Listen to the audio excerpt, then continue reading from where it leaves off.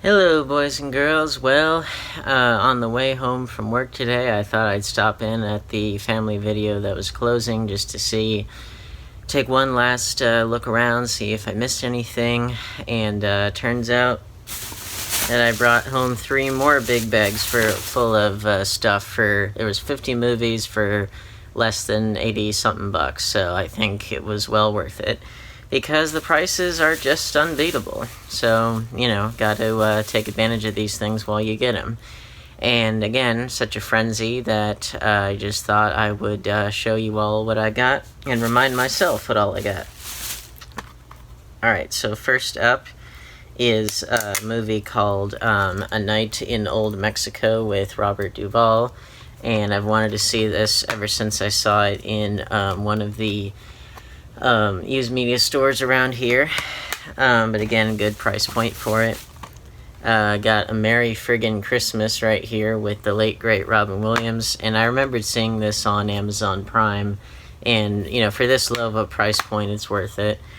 I'm gonna not take the stickers off and stuff because that just uses up unnecessary time that I could be spending talking to you. Next up, Mai Tai Warrior, which I know that this has a slip and I'll track it down eventually. But again, trying to get more martial arts back in the collection.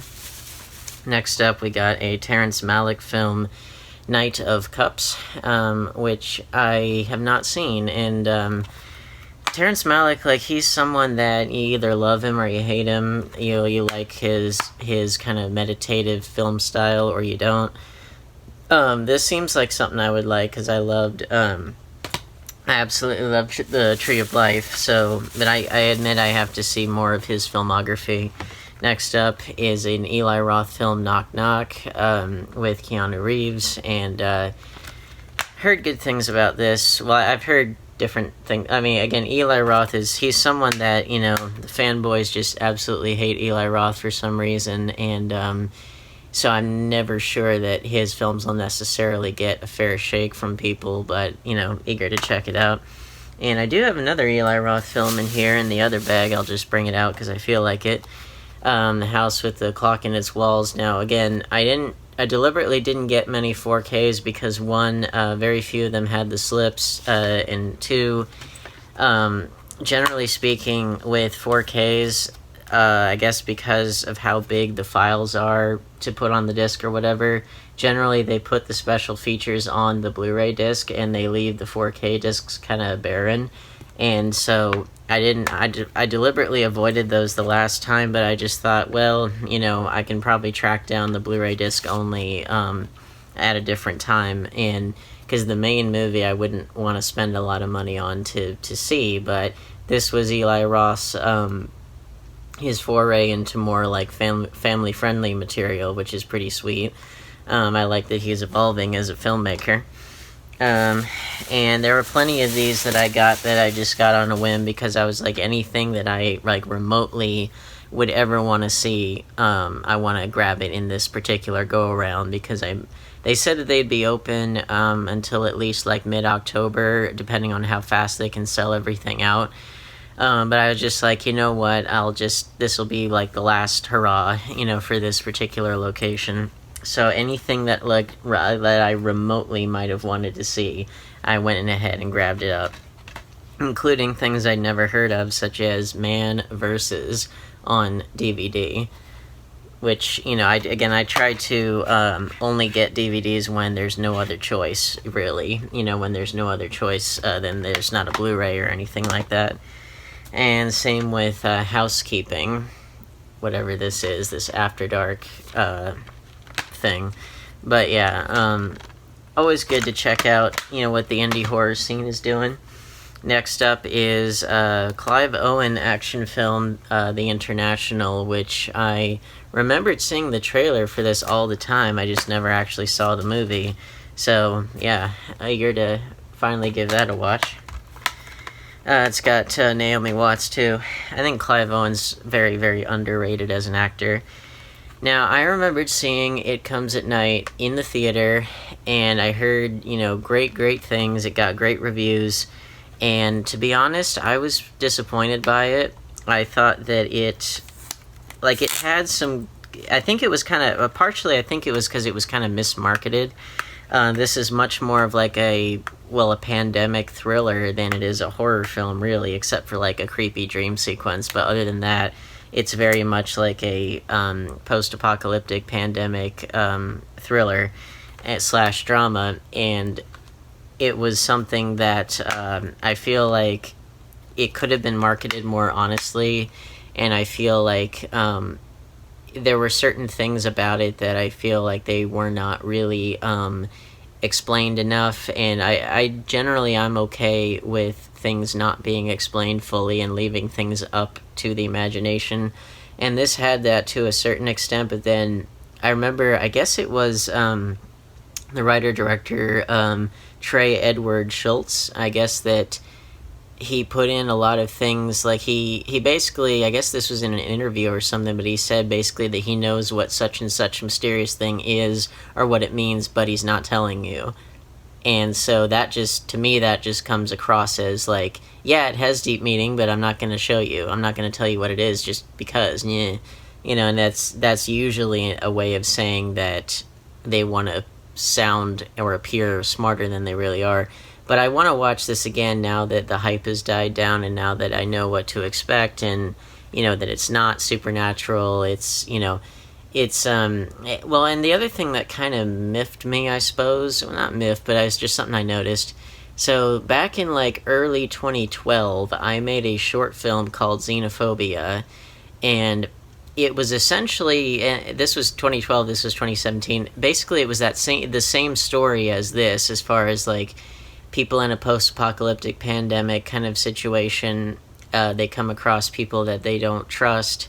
It was just a two-person thing, but the whole thing was called Xenophobia because it was a metaphor for the fact that in times of fear, fear of the other, which is what xenophobia is, that could manifest in whatever racism or nativism or whatever. They're all that's why I chose xenophobia, because that kind of encompasses it all.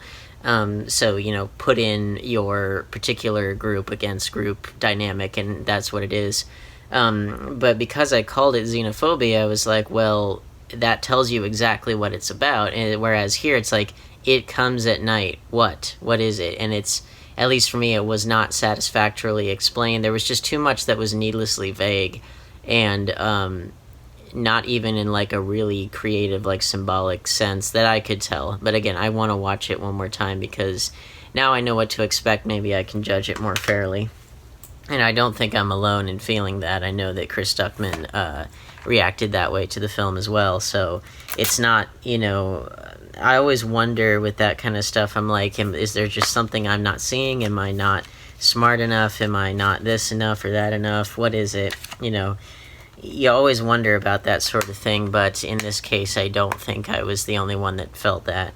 Next up, Michael Jackson's This Is It, which was the attempt to try to recoup some of the cost of the This Is It concert that never happened because, well, he died before that could take place. But I saw this film, not in theaters, but I saw it after the fact, and it's pretty haunting, I have to say. Now, it's all like rehearsal footage, and it's all, it's only a documentary in the sense of, this is just the behind-the-scenes stuff, but it would have been a really, really impressive show. And, the behind-the-scenes, the rehearsal stuff, that was all very impressive just from that, from what we were able to see of that.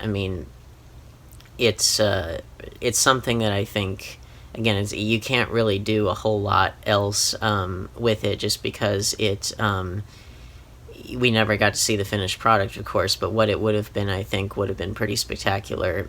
And I know that Michael Jackson did intend for this to be like, you could tell that there was death on his mind, or like just a sense of like finality, or a sense of like, I need to come back and do this my way, and I need to basically try to redeem myself in the eyes of the public, basically. And it has that all over it. And people have speculated, oh, did he have a death wish or whatever, and I know that he didn't want to grow old. That's on record. And it seemed like one of those things where it was something that just, one of those things that it went wrong, and his extreme treatment with the propofol, like, it went wrong, and he was already on too many drugs and all that stuff. But point being that it's it's a very good documentary, very haunting, and makes you remember exactly what was lost, when he died. And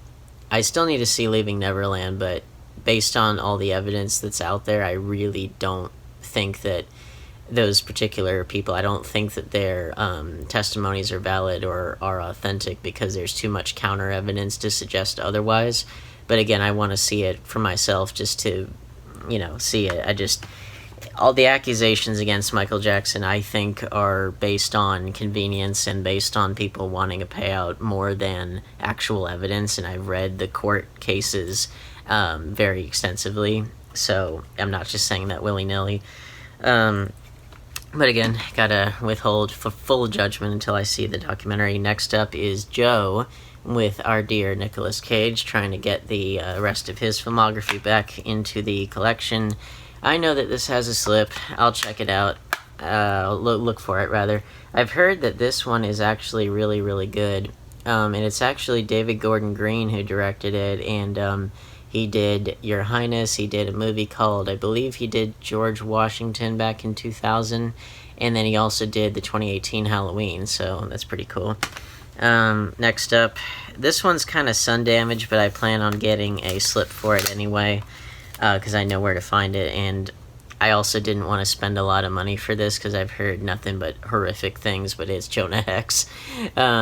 And I've heard that this movie was just absolutely chopped to shit. Like, it's 82 minutes long, which is really short for a superhero film. And, I know that Megan Fox was sort of... It was one of those things where I feel like she might have been kind of miscast, and because she so doesn't look like she belongs in the 1800s, and I guess that Jonah Hex, like, I'm not, like, I'm a comic book person, but my experience with Jonah Hex as a character is rather limited, which I guess that it's not terribly faithful to the character, but, it's cheap. Next up, this is one that I'm pretty sure has a slip also, but I've seen this go for a lot more than what I got it for, and that was Killzone 2, and I still need to get the first one, but yeah, I've seen this go for a lot more than what I got it for. Now keep in mind, each one of these was like 2 for 3 or 2 for 5. There were like 6 titles that were 2 for 5, and then the other ones were all 2 for 3, and I got like 50 movies. So next up, so that's all of the first bag. Next up is The Big Sick, which I never saw, but I heard nothing but great things about it. And trying to kind of get more into what I understand, is a well-received, modern comedy, drama, romance film, and we'll see what all it entails. I don't know a whole lot about it, but, heard nothing but great things about it, so might as well check it out. Next up is Battle of the Sexes with Steve Carell and Emma Stone, based on a real-life man versus woman tennis match in, what year was that, 1973. I heard good things about this too. Needed to get some more sports movies in the collection.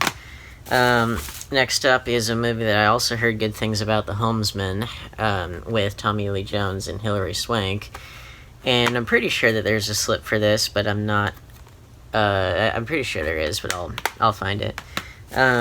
Next up, this one's kind of sun damaged, but again, I know where to find the slip for cheap. And this is a drama film starring Arnold Schwarzenegger, and that's Aftershock, which is, I guess, about 2 planes that collide. But, I like seeing Arnold get into more, like, dramatic territory, which is pretty cool. Now, this is like the 3rd film I've come across by Grindstone Entertainment Group. Like, the Megan Fox movie Rogue was put out by these guys, and then there was one more that was put out by them. So they must be, like, up and coming in the indie sphere, or the, like, lower budgeted Lionsgate, sphere. Next up, this is one that I am pretty sure has a slip as well, but I've heard great things about it. And, oh, look at that. I didn't even know this. It's a Adam Egoyan film. I'm just finding this out as I'm trying to take the sticker off.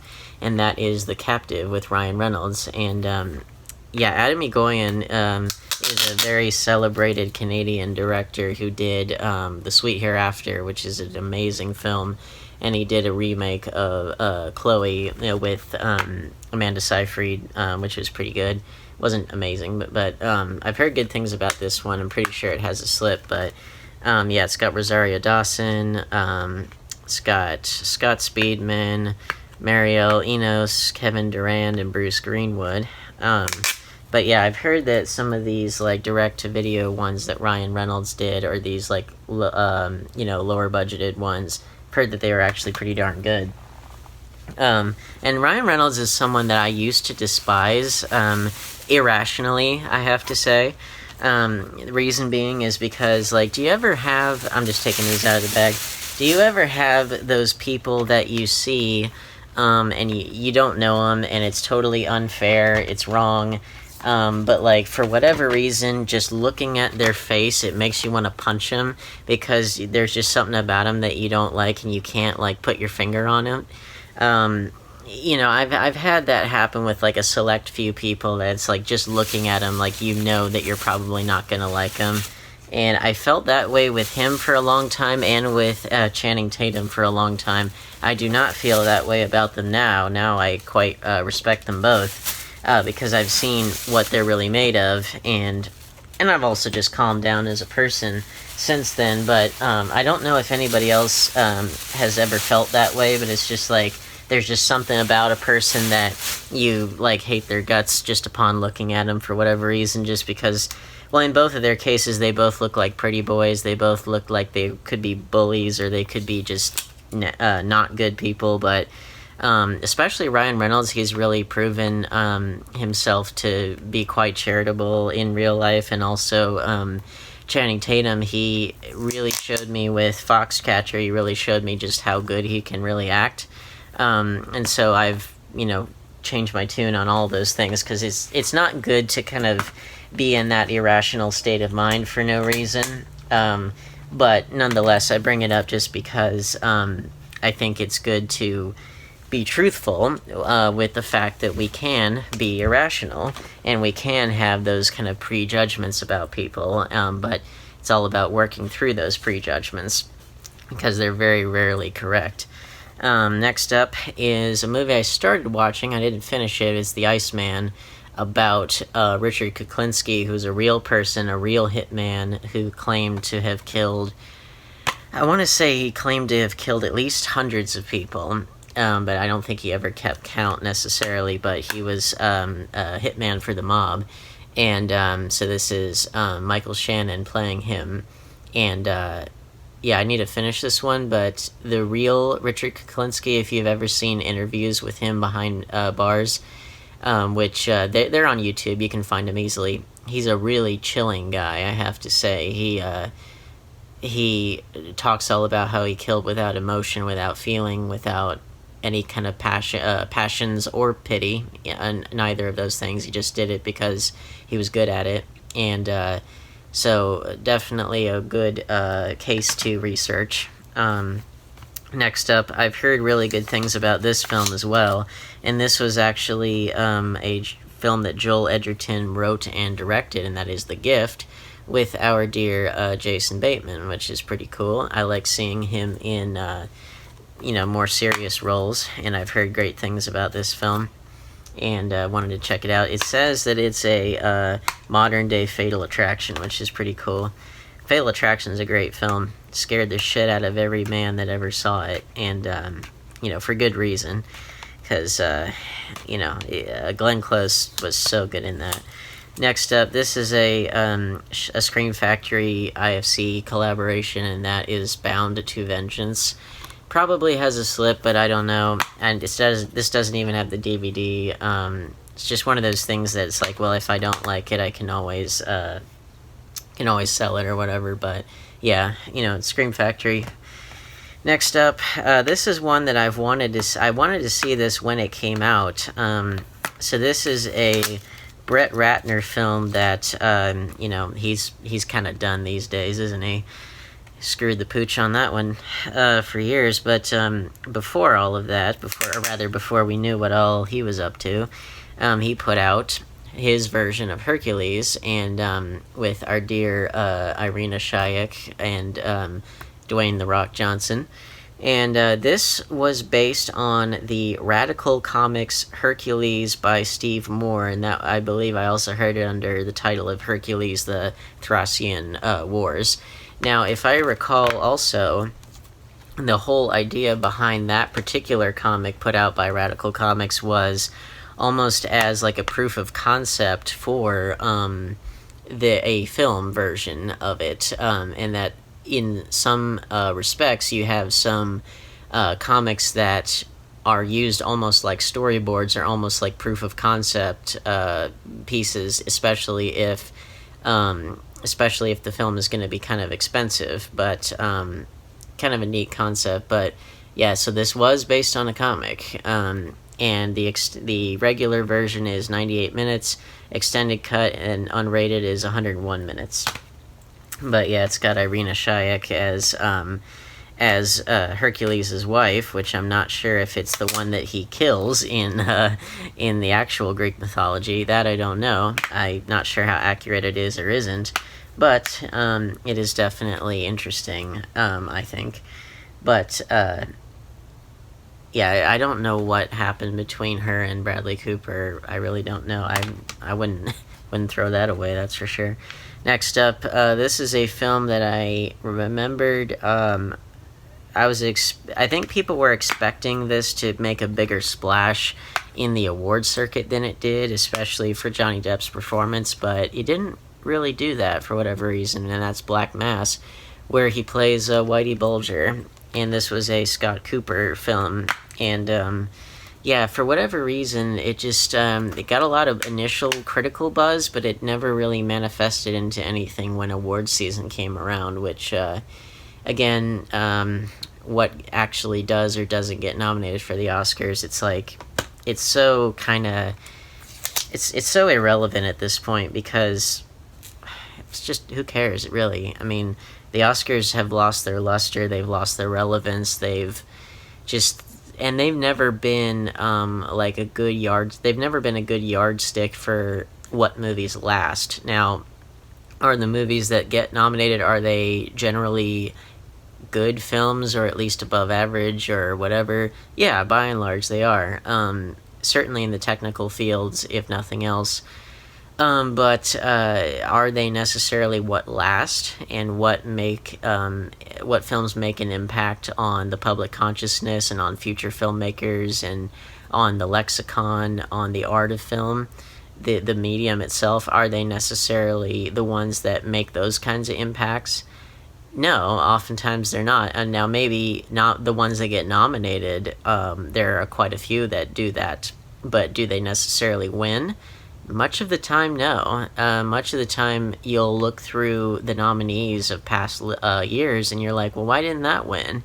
And it's usually some combination of whatever the tastes of the time are, whatever kind of, inside baseball, whatever kind of backstage politics, whatever it is. There's all kinds of reasons as to why that could be.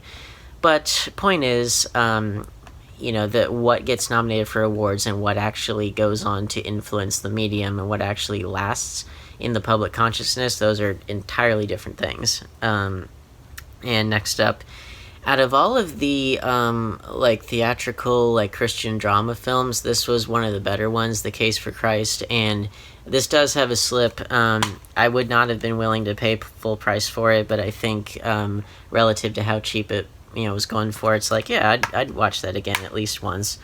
And this it was based on a book based on Lee Strobel's real attempts at apologetics and trying to kind of undergo his own journey of faith. I think out of all of the ones that came out from 2014 to a little bit after that, a few years later, of all the ones that came out in that cycle, this was one of the better ones, I think. It's pretty well acted. It's pretty well written.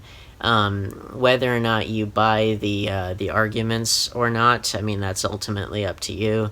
I leave that in your court. But nonetheless, I think quality-wise, I think this is definitely one of the better ones that came out during that cycle. And again, it was cheap. It was such that I was like, yeah, I'd give that another watch at some point. Not necessarily right away, but I'd watch it again.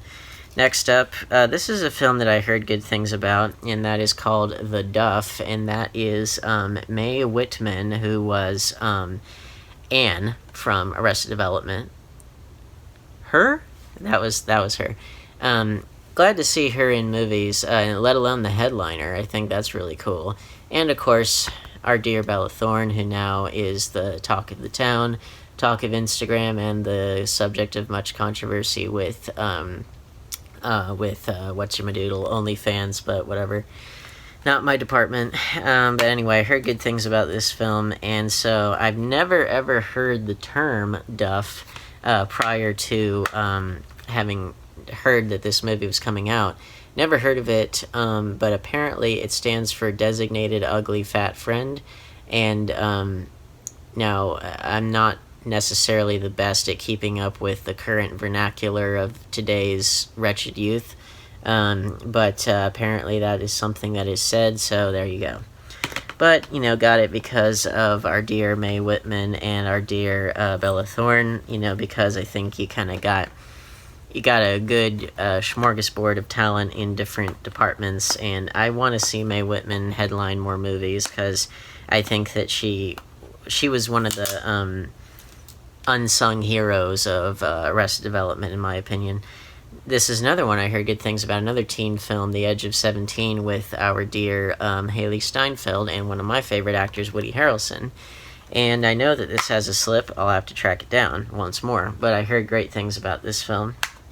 Next up is, I know that this has a slip, but I don't recall seeing it around, or if I did, then it's not leaping to mind where I would have seen it, but it is a Jude Law film called Black Sea, and that is a submarine film there. And what's interesting about Jude Law, I really like Jude Law, I mean, who doesn't, but what's interesting about him is that most of his filmography is where he's playing a supporting role, or like as part of an ensemble, like that movie that he was in with Natalie Portman and Clive Owen and Julia Roberts, Closer, part of an ensemble. He does not necessarily lead. He's not really a leading man so much. That's why, like, this one and Dom Hemingway and a few others, that's why they're kind of special. And because look back at his filmography, there's not that many where he's the lead, and it's so interesting. And part of why that is because he generally, and he said this, that he feels more comfortable as a supporting player, and I can see where he's coming from, just because when you're the lead, then you have to, like, carry the whole movie pretty much, and you, depending on the kind of movie it is, but it's like you can't necessarily be all that experimental or all that off base or all of that, I don't know, but like I'm thinking of like his role in Road to Perdition where he had the false teeth and stuff, like or like Gigolo Joe in AI Artificial Intelligence, things like that. He was able to do things that a leading man could never do. So I mean, I think there are strengths and weaknesses to both, but I think it's never the size of the part, it's always what you do with it. And generally, from what I understand with acting, even if you got a small part, you as the actor should always approach that part as if it is your movie, even if it isn't. But at the same time, when you are not having to be the person carrying the whole movie on your shoulders like Atlas, then you can afford to, do more offbeat things, which I think is good. And then next up, this is a shark film that did get, some mainstream actors in it and did get a wider release that I wanted to see ever since I saw the Cinemassacre's top 50, well, top 40, and then it became top 50 shitty shark movies list, and that is a movie called Dark Tide with Halle Berry. I know that this has a slip, and luckily I know where to find it. But yeah, it's Dark Tide, and it's a shark movie with Halle Berry, and it's like, well, you know, got a beautiful woman and you got sharks, you know, that's two necessary things right there, and you got them together, so it's like, well, you know, what's wrong with that? Next up, this is a movie I wanted to see when I first heard about it, but I never did, and I cannot remember if I have read this Shakespeare play. It's one of his more not as talked about ones, and I believe it is classified under his, because he's got his histories, his tragedies, his comedies, and then his romances, which nowadays we would call those more like fantasies, you know, or maybe like romantic in the sense of like, you know, kind of this idealistic, adventurous, fantastical thing. Like The Tempest is classified that way, and I believe that Cymbeline is one of those. And this is like, I guess, a biker version of it, and it starring Ethan Hawke, written for the screen and directed by Michael Almereyda, and with Dakota Johnson and Milla Jovovich and a bunch of other people, Ed Harris. And then this is a film, which actually I'm going to save all the DVDs, well, other than the ones I've already looked at. I'm going to save the DVDs for later, just for the sake of format consistency, because why not? Next up, I've never heard of this film, A Vigilante, starring Olivia Wilde. I like Olivia Wilde a lot, and, you know, I like vigilante films, so there you go. Next up, this is a movie that I saw in the theater, and it was one that I was with my ex-fiancée at the time. She was the one who really wanted to see this film. I ended up liking it more than she did, for whatever reason. And that film is The Nutcracker and the Four Realms. And I ended up liking this film more than she did. And I'm not saying it's like the best film ever, but I think it, I wouldn't mind popping it in every Christmas. And I'm generally quite cynical about the Christmas movie as a genre, as a designation, just because so often you'll find that these movies get made and they just come off as so desperate to try to appeal to people's like warm and fuzzy Christmas spirit kind of feelings inside of them, such that it can get into like syndication on cable, and their goal is for it to somehow become a recurring thing that people watch every year. And the problem is that because the Christmas film is kind of a specialized genre and it's such a seasonal thing, like you wouldn't really watch it any other time of the year.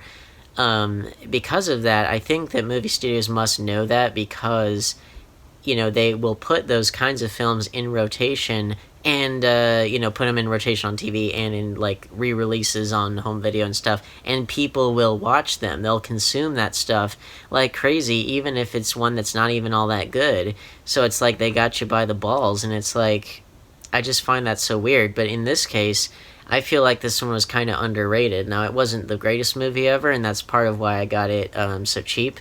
And I will track down the slip. I will get the Blu-ray discs separately, all that stuff. But honestly, I thought that this was better than a lot of people thought. And it was Lasse Hallström who did, he did My Life as a Dog, which is a fantastic film. And I guess he couldn't finish it. And so Joe Johnston, who did The Rocketeer, he did Jumanji, the first one. He did Captain America, the First Avenger. Because he shares co-director credit. I guess that Lasse Hallström must not have been able to finish it or something. I can't remember why, but he came in and finished it, and so they get co-director credit there. But I really love the girl, Mackenzie Foy, who plays Clara. She, I think she's a rising talent, and I think she's someone to watch out for. And yeah, I think it's underrated, personally. I enjoyed it. Next up, this is a film that I've heard nothing but amazing things about, and it was a star-making role for Brie Larson, and that is Room. and it was inspired by a real case of a mother and a son who were in captivity, like held against their will for many many years, and about their attempts to just try to assimilate back into normal life after having escaped from their captor's basement, which I like. I think that's an important theme because there are tragically, I wouldn't say it's like super common, but it's common. It's more common than it ought to be for like people that are held in captivity and are not able to escape. They and oftentimes if it's a woman, for example, then you'll find that there are like children that result from that, and sometimes they can be incestuous like inbred children. There's all kinds of horrific aspects to it that not a lot of people talk about, and so I think it'll be interesting to check that out. And it's less about the obviously the actual. It's not about the actual captivity, from what I understand, as much as it is about trying to assimilate to life in relatively normal society once again. And we'll see if they do or don't. I haven't watched it yet, but I think that's such an important theme, being able to assimilate back into normal life after having gone through such a horrific thing. Next up, this is a film that I want to say I watched it on Amazon Prime, and it was with my ex, and we both liked it. I think, again, I might have liked it more than she did. I was genuinely surprised at how much I liked this film, and that was The Spy Who Dumped Me, which you look at the cover for this, and you think, well, it's, kind of a girl power comedy, which it definitely has those parts to it, for sure. But I was genuinely surprised that this film is a really good action film. Like, I'm not even exaggerating. Like, I would even go so far as to say that this is even more of like an exploitation action film, even more than it is a comedy, even though it's got plenty of comedy in it. But it was someone I'd never heard of, Susanna Fogel, who directed it, and but I'm serious. I was genuinely surprised at how well staged the action scenes were.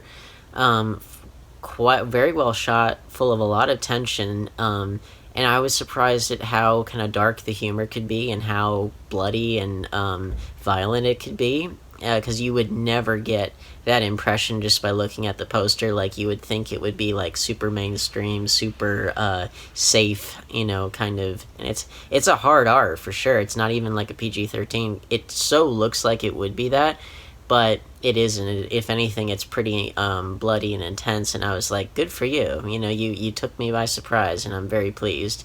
But definitely give this a watch if you are interested in like exploitation action and like something that's surprisingly bloody and violent. Highly recommend this. Took me by huge surprise. Again, I'll have to track down the Blu-ray disc, have to track down the slip. I'm up to the challenge. Next up, this is a movie that was done by Alejandro Amenabar, the director of The Others. And I've heard generally not good things about it, but I've also heard that it's sort of underappreciated, or that maybe the critics didn't get it, or the audience didn't get it, or something. I think it was Chris Stuckman that liked this film, and that is Regression, with Emma Watson and Ethan Hawke. And I'm always interested to see what the Harry Potter kids do after Harry Potter, and I think that Emma Watson's star has been the brightest, has been the most illustrious after the fact, and I'm not surprised because she was the most talented of the three, and Hermione Granger as a character was by far and away the best character in all of Harry Potter. So much so that I think the series would have been a lot better if it had been focused on her, and they hadn't even bothered with Harry, but that's just me. Because think about it, like her, again, I don't like prophecy stories where a character is special just because an arbitrary prophecy says that they are. Like, they didn't have to be special, but through any kind of effort of their own. They didn't have to, they have to live up to some, like, preordained thing that they're the chosen one just because. Now think about, that's what Harry has to deal with. Now think about what Hermione has to deal with, which is she comes from two Muggle parents. She faces some anti-Muggle discrimination. She is ridiculously smart and ridiculously adept at magic despite not coming at all from a magical family, and having to like adjust to this stuff really fast and doing a good job of it, but also having her social life struggle and suffer as a result. That to me is so much more compelling. Why not, have made the series about that? But then again, I don't want to, what was done with that series definitely worked and turned into this multi-billion-dollar media empire. So what do I know? But I would like to see like I've always wanted to see, like, how like the 50 Shades of Grey, how they did after the main trilogy, how they did the same story but from Christian Grey's perspective. Or you had like Wicked, which is from the Wicked Witch of the West perspective on the Wizard of Oz story, which that one's a little different because that's a public domain work. But I've always wanted to see the story of Harry Potter told from Hermione's perspective, and then also told from Tom Riddle / Voldemort's perspective. I think both of those would be fascinating. Anyway, long tangent. Let's keep going. Next up, Office Christmas Party with our dear Jason Bateman. I've not seen this, but again, looking for some new Christmas films that are kind of more not the warm and fuzzy variety. And yeah, so there you go. Gonna track down that slip. Next up is Scream 4.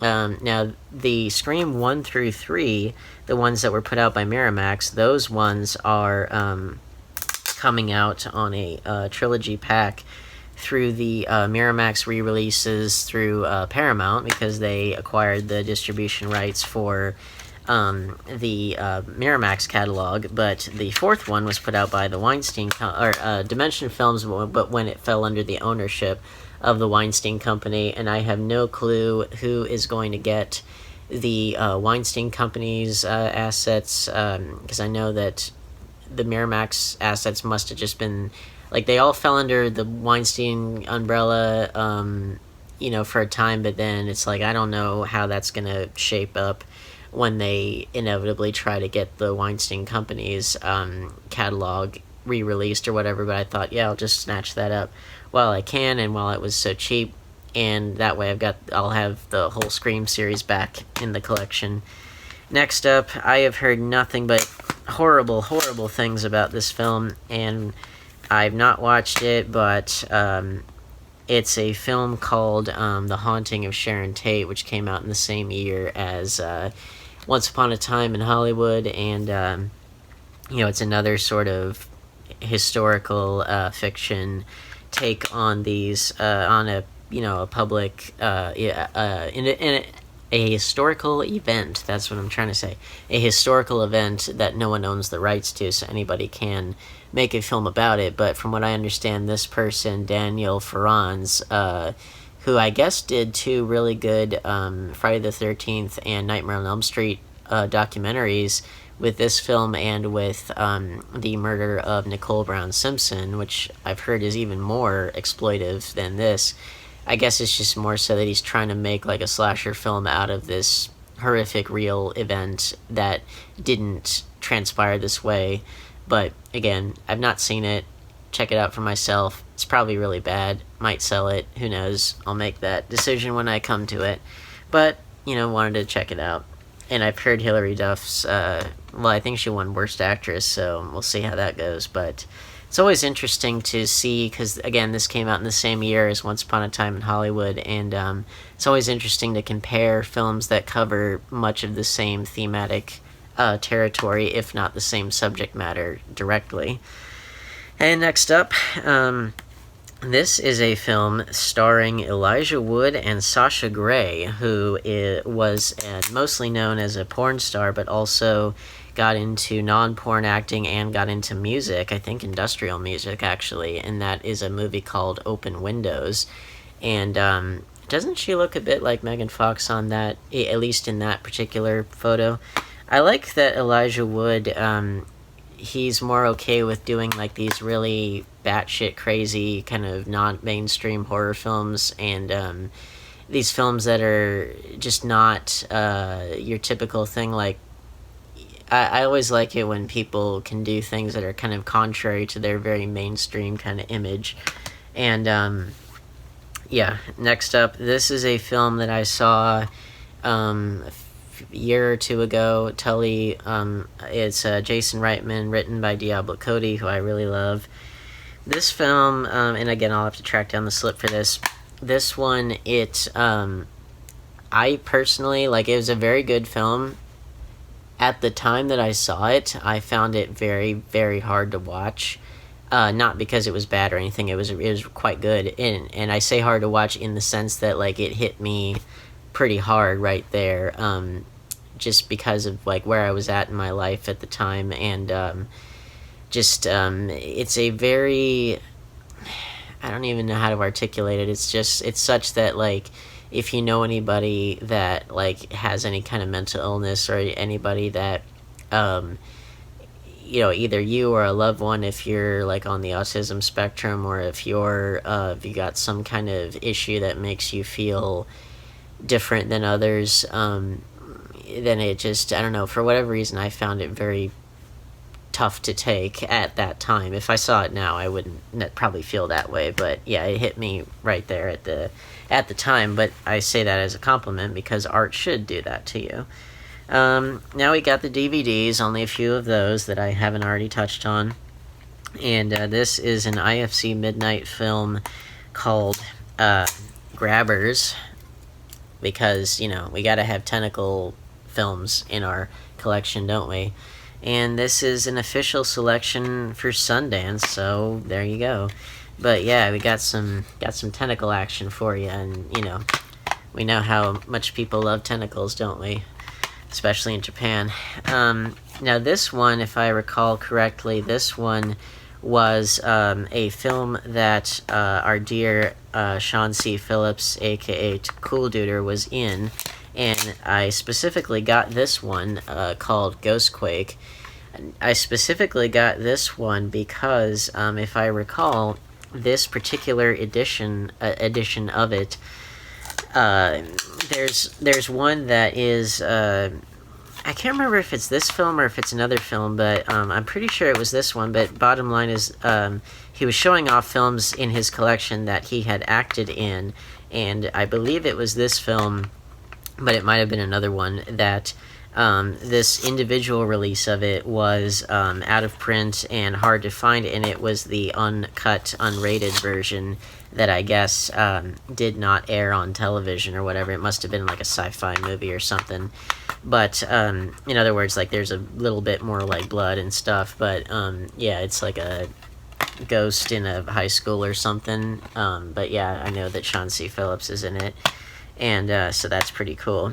And so I wanted to make sure that I got it in the collection, because, gotta support a fellow collector and give him a shout out. And this is something that I had never heard of, but the cover looked pretty cool. And it's called Gray Matter. It's got an alien on there. And I see, like, with these black covers, like, they're great to look at in person, but then when you try to hold them up to the camera, you got to get it at that exact right angle, because it just reflects everything back, and you're like, this cover, it's like, how much more black could this be? And the answer is none. And it's like, geez, look at that.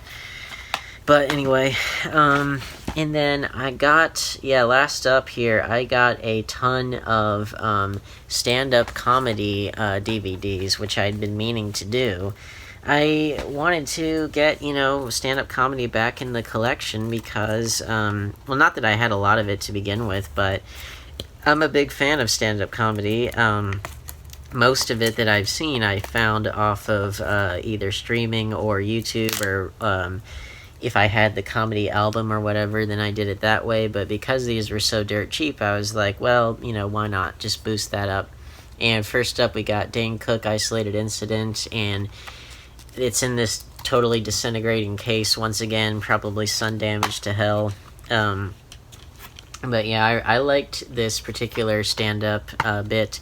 I've not seen the video version of it, but I have the album version. Honestly, I think Dane Cook as a comedian, he's someone that he was beloved and despised in his day, and his star kind of fell relatively quick. Like he had kind of a meteoric rise, and then he kind of fell off the planet, comparatively speaking. But I have to say, I feel like the older that he got, and the later stand-ups that he did, the later specials that he did, I think he kept getting better with each one. And because one of the criticisms of him is that he could be annoying, or could be a douchebag, or could be this or that.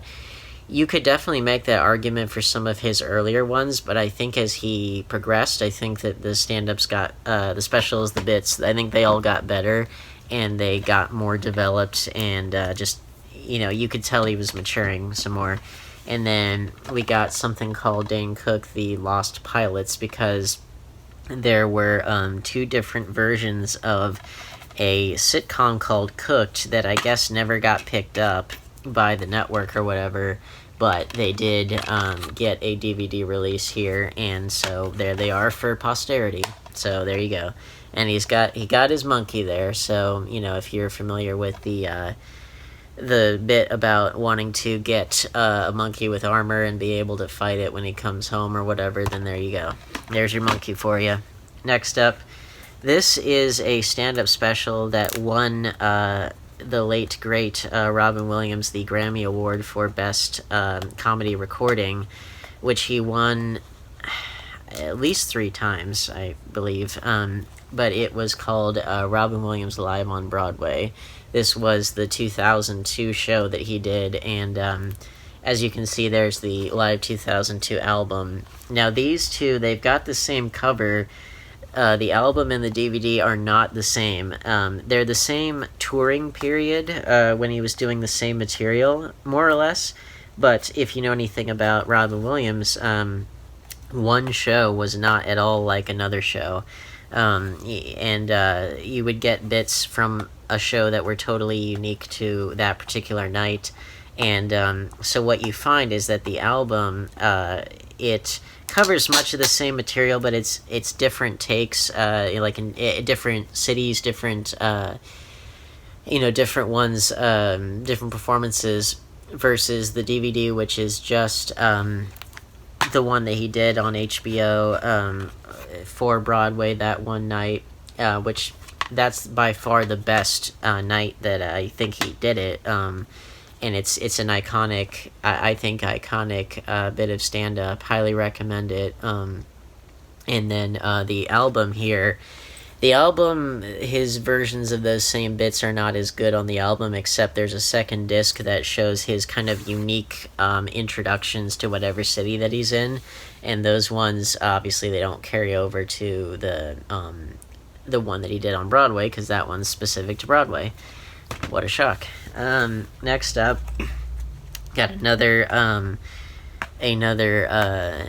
HBO special from someone that I really like. To a certain extent, I have somewhat of a love-hate relationship with this person, but I think nowadays it's kind of more on the love side, just because I keep coming back to him in whatever form, and that is Bill Maher, and this is his I'm Swiss special, which this was immediately following Bush's re-election. I want to say this was like early 2005, and this was following his re-election. This is a particularly good one. I do want to get the rest of his DVDs. Now, I know that there are other performances and stuff that are online exclusive these days, but I do remember liking this one, and Victory Begins at Home, and Be More Cynical, that sort of thing. And those shows they're out on DVD. Just gotta track them down and just gotta, pull the trigger on that. But I like the bit in here where he did the translation of the hip-hop songs. I think that was funny. But I just I think he's one of the very observant, and nowadays, I think he's a pretty essential proponent of free speech and things like that. Something that is much needed these days.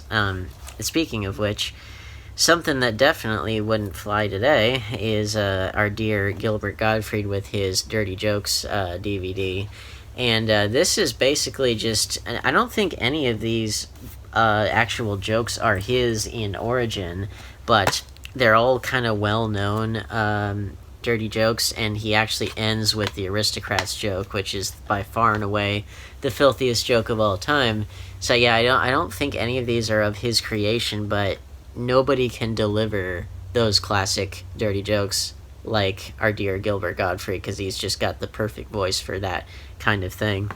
And then next up, wow, this case is like horrifically sun damaged, like the actual case is, because it looks like it's gonna fall apart on me.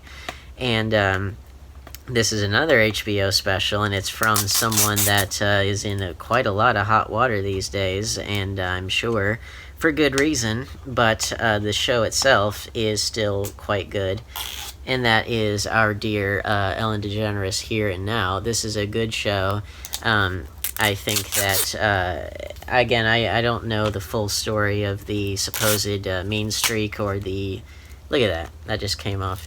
I'll have to definitely get replacement cases for a lot of these. I don't know the full story of it, and I don't know who does, but, you know, I don't know how much of it is, like, irreconcilable or whatever. You know, I'm not obviously in that world, but again, this is a good stand-up here. Yeah, so there you go. And then last but not least, this is something I had never heard of. I have no clue what I'm in for here. I mean, I have somewhat of an idea based on the cover, but this seems like a good one to end it with, I think, and it is called Live Nude Comedy, and so apparently it's like a fusion of stand-up comedy and burlesque. So yeah, there you go.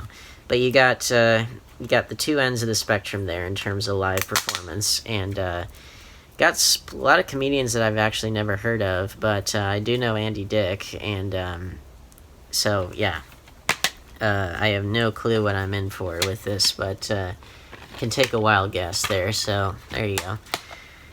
But yeah, just wanted to patronize this dear family video before it closes, and yeah, but hopefully you enjoyed that. If a family video is closing near you, did you get anything in a sale that they might have had? If so, let me know in the comments. Please like, share, subscribe, hit the bell icon, set phasers to stun, Warp Factor 5. I will see you in the next video, and I totally forgot to get the drink of Unboxing Champions, but that's okay, because we just did a show and tell thing. We didn't really unbox anything. And anyway, but yeah, stay safe, and I will see you in the next video.